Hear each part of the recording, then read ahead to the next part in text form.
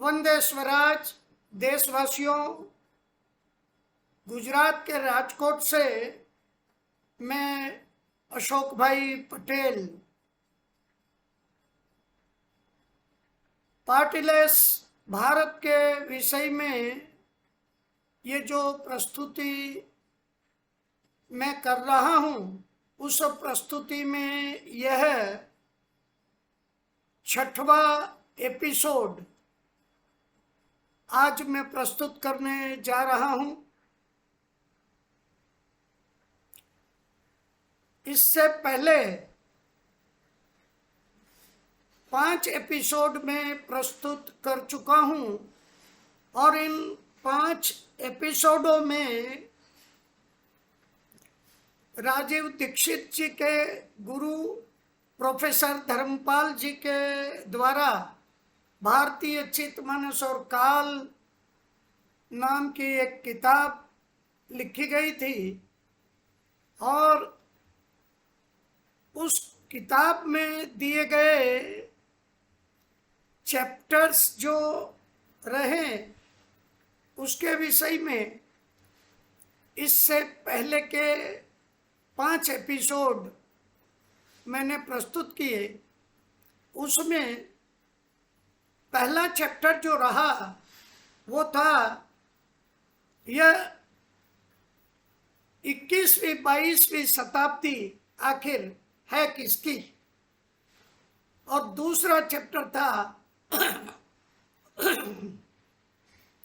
अपना अध्ययन भी विदेशी नजर से ही करेंगे क्या, और तीसरा चैप्टर महत्व सही जवाब का नहीं लेकिन सही सवाल का होना चाहिए। चौथा चैप्टर अपने चित्त को समझे बिना हमारा काम नहीं चलेगा। 5वां चैप्टर हम किसी दूसरे के संसार में रहने लगे हैं, और आज ये जो 6वां चैप्टर में प्रस्तुत करने जा रहा हूँ उसका विषय है कि सभ्यताओं का नवीनीकरण तो करना होता ही है। तो यहाँ पर इस चैप्टर में एक पौराणिक प्रसंग की बात की गई है। विष्णु पुराण से कहा जाता है कि एक बार महर्षि व्यास जब नदी में नहा रहे थे तो उस समय कुछ ऋषिगण उन्हें मिलने के लिए आते हैं, और आते हुए वे दूर से ही देखते हैं कि नहाते वक्त महर्षि व्यास जो हैं वो जोर जोर से तालियां बजा करके कलयुग की शूद्रों की और स्त्रियों की जय बुला रहे थे। वे कह रहे थे कि कलयुग महान है, शूद्र महान है और स्त्रियां महान हैं। इस तरह से वे जो कह रहे थे उन्हें देख करके वे ऋषि लोगों ने महर्षि व्यास से पूछा कि भाई नहाते वक्त आप ये सब क्या कह रहे हैं। तो व्यास जी उन्हें समझाते हैं कि भाई सतयुग, त्रेता युग और द्वापर युग में जो काम बड़ी मुश्किल से हो पाते थे वही काम कलयुग में तो क्षण मात्र में ही, सेकंड भर में ही हो जाते हैं। थोड़ी सी भक्ति से ही ब्रह्म का साक्षात्कार हो जाता है, और इस कलयुग में स्त्रियां और शूद्रों ये अपने काम तन्मयता से करके ब्रह्म को जो है वो पा लेते हैं। तो महर्षि व्यास की बहुत बड़ी महत्ता है। कहा जाता है कि द्वापर युग में उन्होंने वेद को पहले 4 में और बाद में उन चारों को अनेक शाखाओं में विभाजित किया। उसके बाद उन्होंने खास हेतु से शूद्रों के लिए और स्त्रियों के लिए महाभारत की रचना की और स्वयं गणेश जी ने व्यास जी की उस रचना को लिपिबद्ध किया। लेकिन महाभारत को रचने के बाद विश्व की हालत पर विचार करते हुए महर्षि व्यास दुखी हो गए। उन्हें ऐसा लगा कि सारे शूद्र और स्त्रियों को वेदों से तो वंचित कर दिया गया है और उनके लिए जो महाभारत की रचना उन्होंने की है तो वह महाभारत तो बड़े ही दुख और क्षोभ वाली गाथा है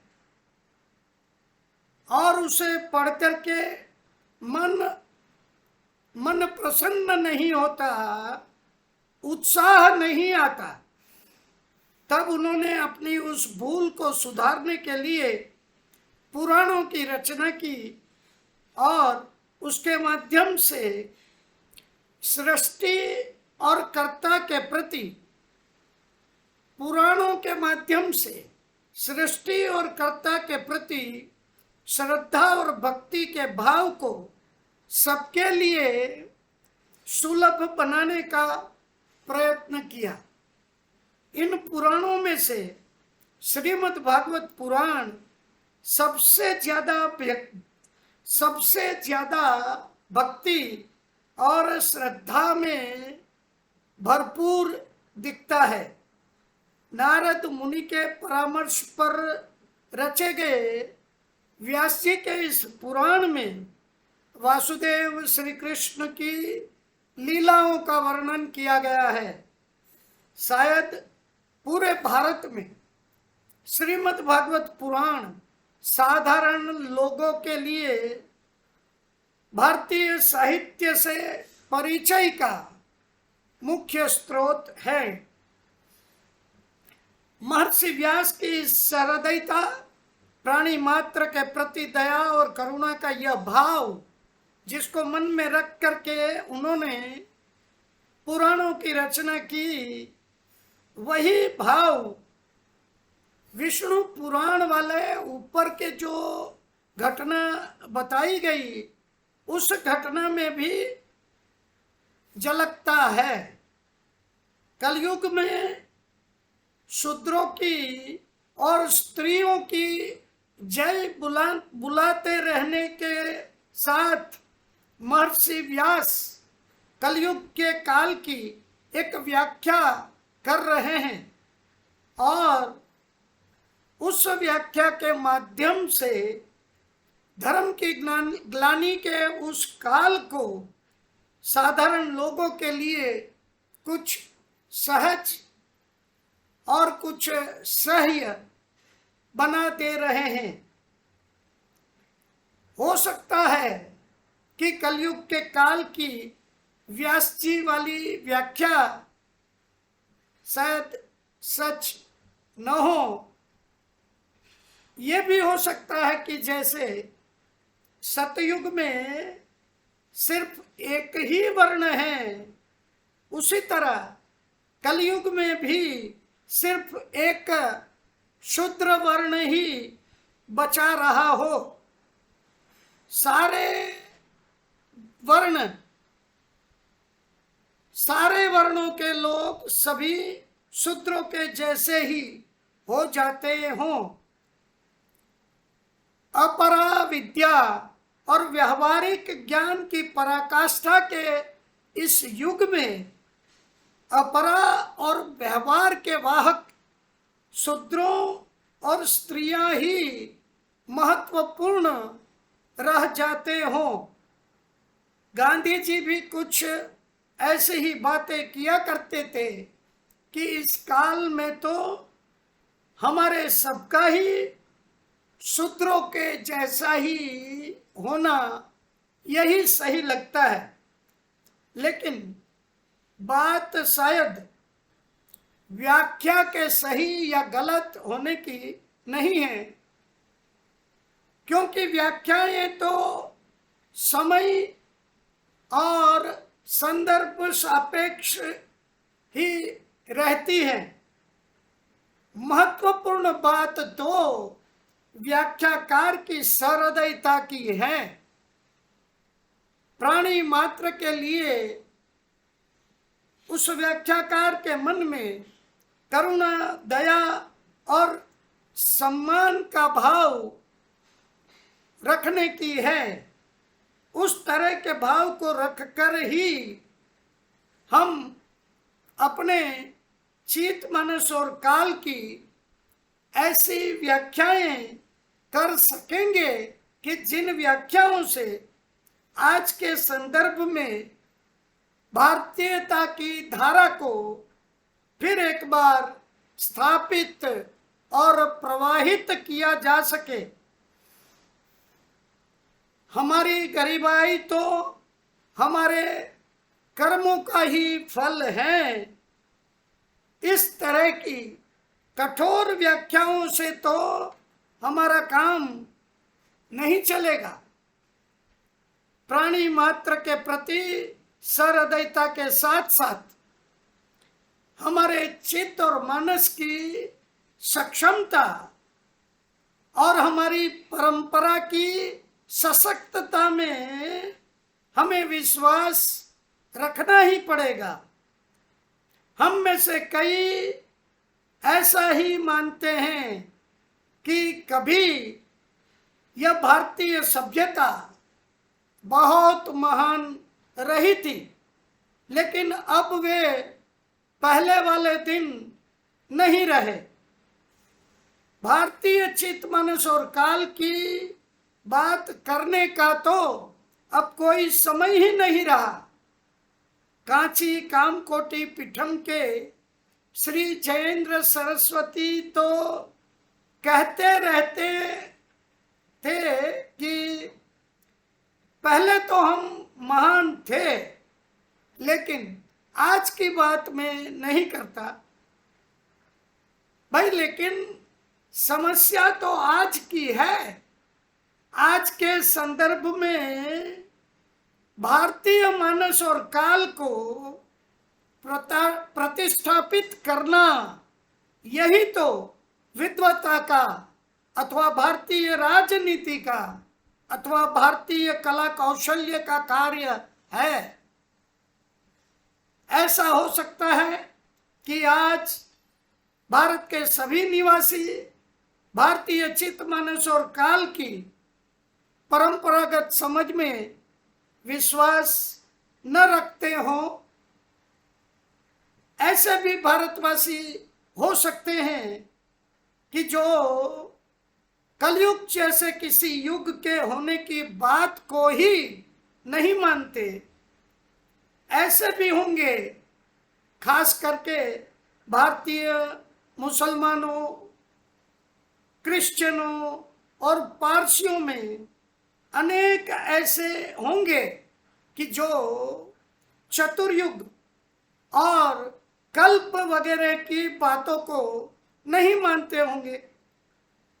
पेरियार रामस्वामी नायकर और उनके अनुगामी लोग भी शायद चतुर्युग वगैरह को नहीं मानते थे। भारत के अलग अलग भागों में अब भी शायद और बहुत सारे ऐसे लोग होंगे कि जो इन मान्यताओं में विश्वास नहीं रखते होंगे।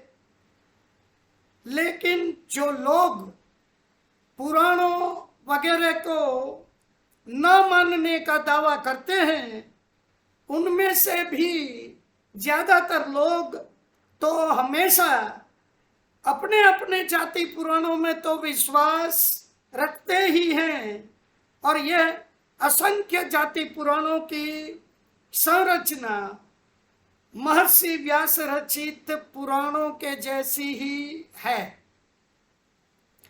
खैर, इतना तो सभी भारतीयों के बारे में कहा जा ही सकता है।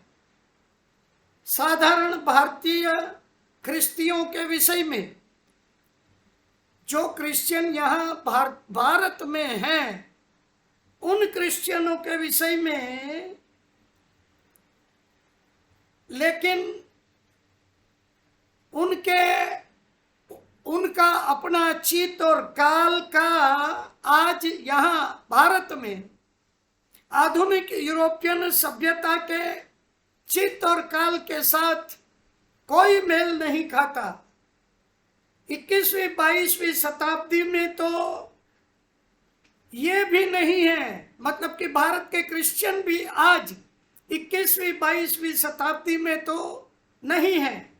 ऐसा माना जा सकता है कि भारत में ज्यादा से ज्यादा % लोगों को छोड़ करके बाकी सभी को आधुनिकता की उस 21वीं 22वीं सदी के साथ कुछ भी लेना देना नहीं है।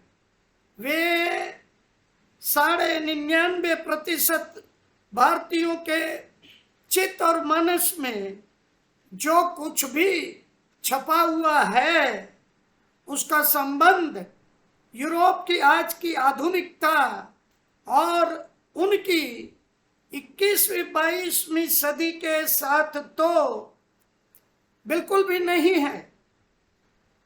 लेकिन इस आधुनिकता के प्रवाह में भारत के साधारण लोग और उनकी बची खुची व्यवस्थाएं, उनके वार त्योहार, उनके जीवन मरण के कर्म, सब कुछ इतना तो दब गया है कि वे अपनी खुद की पहचान जाने के ऐसा कि वे खो बैठे हैं और अपनी अस्मिता के इस नुकसान से भारत के सर्वसाधारण लोग जो हैं वो पीड़ित हैं। और यह पीड़ा हम सबकी साझी पीड़ा है, भारत के साधारण मुसलमानों और ख्रिस्तियों वगैरह की भी। अब इस स्थिति से निकलने के रास्ते तो हमें निकालने ही पड़ेंगे।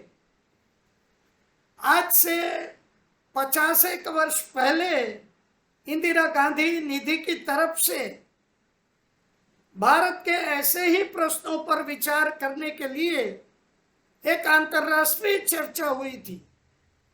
कहा जाता है कि उस चर्चा में किसी यूरोपियन विद्वान की सलाह थी कि भारत की समस्याओं का समाधान तो भारत के ईसाई हो जाने में, यानी क्रिश्चियन हो जाने में ही है। यह सलाह कोई बहुत नई नहीं है। भारत को क्रिश्चियन हो जाना चाहिए या भारत का क्रिश्चियनाइजेशन होना चाहिए, ऐसी चर्चा तो सन 1793 से सन 1813 के बीच ब्रिटिश पार्लियामेंट में भी चली थी। और ये सारी बातें पिछले करीब 300 सालों से तो चली आ रही हैं और उसके लिए बड़े स्तर पर उस वक्त अंग्रेजों ने और आज हमारी देशी सरकारों के द्वारा भी प्रयत्न होते रहे हैं। यह ख्रिस्तीकरण का ही दूसरा नाम पश्चिमीकरण है, जिसे करने के प्रयत्न स्वतंत्र भारत की हर सरकार हमेशा करती रही है। भारत का क्रिश्चियनाइजेशन मैकॉले के मार्ग से हो या कार्ल मार्क्स से हो अथवा आज की वैज्ञानिक आधुनिकता के मार्ग से हो, बात तो सारी की सारी एक ही होगी।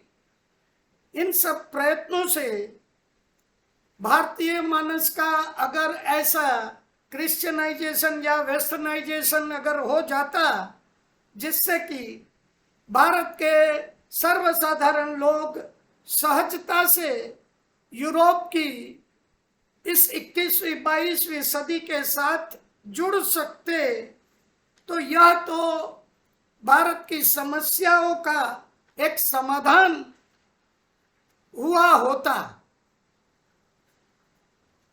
ऐसा अगर होता तो भारत के लोगों की मानसिक अवस्था और उनकी प्राथमिकताओं और उनकी आकांक्षाएं भी ऐसी ही होती जैसी आज यूरोप और अमेरिका के साधारण लोगों की हैं। ऐसा कुछ अगर हो गया होता तो भारत का जो सर्वसाधारण व्यक्ति है वह भी अपने मानस में खुद के ब्रह्मा के अंश होने के और उस अंशत्व के नाते अपने में स्वतंत्र और सर्वशक्तिमान होने के जिस भाव को पाल के रखते हैं, वह भाव तो अपने आप ही नष्ट हो जाता।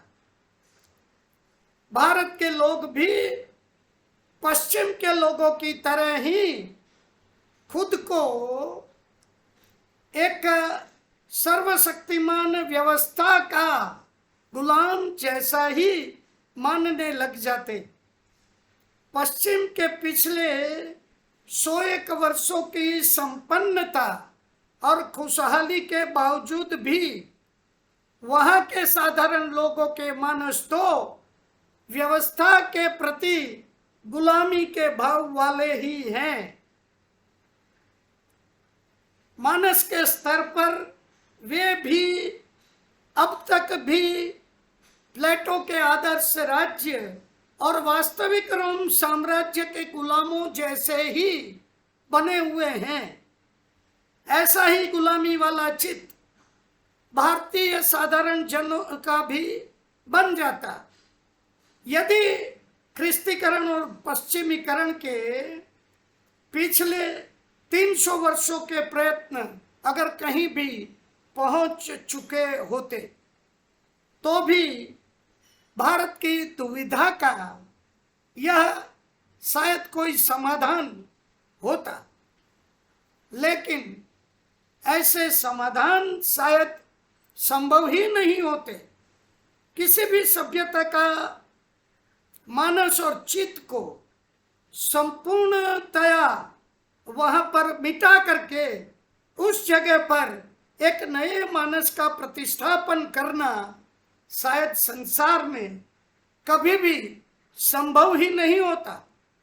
उसके लिए तो किसी भी सभ्यता का पूरा विनाश ही करना पड़ता है और उसके सारे लोगों को समाप्त करके उसकी जगह पर एक नई प्रजा को बसाना पड़ता है। अमेरिका में कुछ हद तक ऐसा ही हुआ, लेकिन यूरोपियनों के सारे प्रयत्नों के करने के बावजूद भी भारत पश्चिम के हाथों ऐसे परिणामों पर पहुंचने से आज तक भी बचा हुआ है। भारतीय सभ्यता का जब पश्चिमीकरण संभव ही नहीं है तो फिर अपने खुद के चित्त और काल के धरातल पर ही हमें खड़ा होना होगा। आधुनिकता की रीत रस्मों और मुहावरा वगैरह से छुटकारा पा करके हमें खुद को अपने ढंग से ही समझना पड़ेगा। कुछ इस तरह से जैसे महर्षि व्यास महाभारत में अपने पूरे इतिहास को, अपनी सभी इच्छाओं और आकांक्षाओं को समझ रहे थे और फिर कलयुग में जीने का एक मार्ग दिखा रहे थे, अथवा तो फिर जिस तरह से श्री कृष्ण अर्जुन को विश्व दर्शन करा रहे थे और विश्व दर्शन के उस आधार पर अर्जुन को अपनी उलझन में से निकलने का रास्ता बता रहे थे। ऐसा ही कुछ विश्व दर्शन हमें आज अपनी खुद की दृष्टि से, खुद के काल का हमें ये दर्शन करना पड़ेगा। शायद यह काम यहाँ की परंपरा के साथ जुड़े हुए और उसे सम्मान से देखने वाले लोग ही कर सकेंगे। इस विश्व दर्शन में सहृदयता के भाव को बना के रखना है तो यह भी जरूरी होगा कि नए चिंतन दर्शन में साधारण लोगों की मान्यताओं और आचार व्यवहारों को पुस्तकों और ग्रंथों में दर्ज की गई मान्यताओं पर प्रभुत्व मिले। ग्रंथों के साथ बंध जाना यह भारतीय परंपरा का अंग कभी भी नहीं रहा। भारतीय ऋषियों ने कभी भी अपने आप को, खुद की जात को किसी ग्रंथ में दर्ज किए गए विचारों से बंधा हुआ नहीं माना। यह सही है कि उन प्राचीन ग्रंथों की बातों को वे नकारते भी नहीं हैं, पर उन बातों की नित नई व्याख्याएं करते रहने का अधिकार भी वे हमेशा रखते ही थे। तभी तो व्यास जी जो हैं वो ताली बजा बजा करके कलयुग की और उस कलयुग में स्त्रियों और शूद्रों की जय बुला सकते थे। सभ्यताओं की दिशा का निर्धारण तो सभ्यताओं के सहज चित मनस और काल पर विचार करके ही होता है, लेकिन निर्धारित दिशा में सभ्यता को चलाने का काम गृहस्थों का होता है। गृहस्थों में सभी आ जाते हैं, जो पंडिताई में ऊंचा है, जो पाक शास्त्र में निपुण है, जो किसानी खेती में लगे हुए हैं, अथवा तो अलग अलग शिल्पों में जो दक्ष हैं, या फिर आज के विज्ञान और आज की टेक्निकों में जो अथॉरिटीज हैं यानी कि दक्ष हैं, अथवा राज्य और दंड व्यवस्था चलाने का भी जानते हैं, या फिर व्यापार में लगे हुए हैं, वे सभी गृहस्थ मिल करके ही सभ्यता को चलाते हैं। सभ्यता की दिशा अगर चूक भी गए तो भी सुबह से सांझ तक और एक दिन से दूसरे दिन तक गृहस्थी तो चलानी ही पड़ती है। गृहस्थी को चलाए रखना यही गृहस्थ का मुख्य काम है। इसलिए साधारण रूप से तो ये सही है कि राजनेताओं, व्यवस्थापकों और विद्वानों वगैरह को अपनी दिनचर्या चलाए रखने पर ही ध्यान केंद्रित करना जरूरी है, लेकिन ऐसा भी समय आता है जब सभ्यता की दिशा इतनी तो चूक जाते हैं हम कि रोज बरोज की दिनचर्या चलाए रखने का भी कोई अर्थ ही नहीं रहता। ऐसा ही समय आज भारत के लिए आया हुआ दिखता है। ऐसे समय में गृहस्थ को भी अपनी गृहस्थी छोड़ करके अपनी सभ्यता के लिए नई दिशा, कोई नया संतुलन खोजने पर ध्यान देना पड़ता है। आज के समय ने भारतीय सभ्यता के लिए आज के समय को संकट का काल माना जाना चाहिए और इस संकट से बाहर निकलने के लिए जरूरी साधन, समय और शक्ति इकट्ठी करने के प्रयत्न भी हमें करने होंगे। एक बार हम अगर काम में लग जाएंगे तो भारतीय सभ्यता के लिए आधुनिक संदर्भों में एक नई और योग्य दिशा हमें मिल ही जाएगी। ऐसे काम कभी भी असंभव नहीं होते हैं। समय समय पर अलग अलग सभ्यताओं ने अपनी मौलिक मान्यताओं को फिर से समझ करके अपने भविष्य की दिशा को शोधने का काम करना ही पड़ता है। भारतीय सभ्यता में ही ऐसा अनेक बार हुआ होगा। कुछ गिने चुने प्रश्न हैं जिनका की समाधान हमें जल्दी से कर लेना है। अपने इतिहास और अपने साहित्य का एक सिंहावलोकन जैसा करके, मतलब ऊपर ऊपर से जल्दी जल्दी देख करके ही अपने चित्त और काल की एक शुरुआती समझ बनानी है। सृष्टि के सर्जन और उसके विकास की प्रक्रिया का जो स्वरूप हमारे मानस में छपा हुआ है, उसका एक चित्र जैसा कुछ बना लेना है।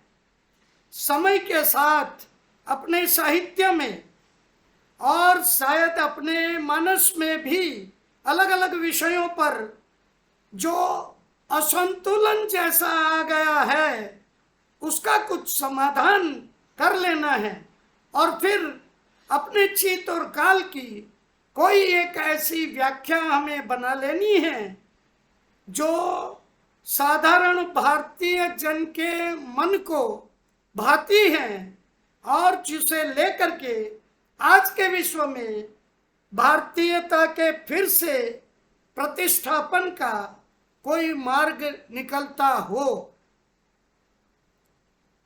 खुद को खुद में ही, खुद के चित्त और काल में स्थित और खुद की दिशा में आगे बढ़ रही भारतीय सभ्यता का आज के विश्व के साथ क्या संबंध होंगे और उस संबंध को किस तरह से स्थापित किया जाएगा, ऐसी कोई अल्प समय की योजना भी हमें बना लेनी होगी। शुरुआत में तो कोई ऐसे मार्ग निकालने ही पड़ेंगे कि विश्व हमारे कामों के आड़े न आए, हमारे रास्ते में रोड़ा न बने और आज के विश्व के साथ बिना किसी कारण हमारा झगड़ा न हो। लंबे समय में तो विश्व के साथ सही संबंधों की यह समस्याएं खुद ब खुद ही निपट जाया करती हैं। विश्व हमें अपनी दिशा में चलने और अपने उन प्रयत्नों में सफल होते जब देखेगा तो शायद विश्व को भी भारतीयता में खुद के लिए और संपूर्ण मानवता के लिए कुछ महत्वपूर्ण दिखने लगेगा। यह कोई नई बात नहीं। इतिहास में अनेक बार ऐसा हुआ है जब विश्व की अनेक दूसरी सभ्यताओं को लगने लगा था कि भारत के पास उनकी समस्याओं के समाधान का कोई महत्व का संदेश है। हमारे अपने ही काल में आज से सिर्फ 100 साल पहले जब महात्मा गांधी इस देश को अपनी ही एक दिशा में लेकर के चले थे, तब विश्व के बहुत सारे लोगों को ऐसा लगने लगा था कि यह भारत शायद संपूर्ण मानवता को एक नया मार्ग दिखाने वाला है।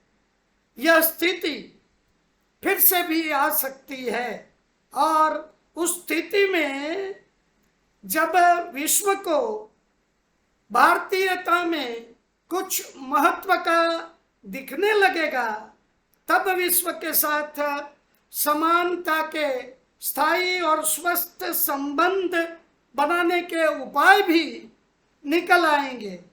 उस स्थिति में पहुंचने के लिए जो बौद्धिक, मानसिक और भौतिक प्रयत्न हैं, वो हमें करते रहने होंगे, और उन्हें कर लेने का समय तो अब ये 2.5 सालों का जो कोरोना का काल चला है, उसके बाद यह समय तो हमारे लिए आ चुका है।